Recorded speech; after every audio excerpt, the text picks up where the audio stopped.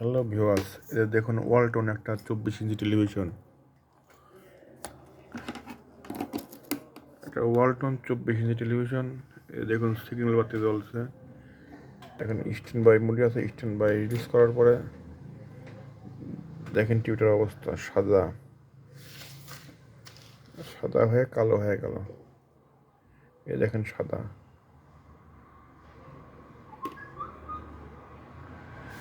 এটা খুলে দেখবে এখন কি সমস্যা, এর সমাধান হয় কিনা।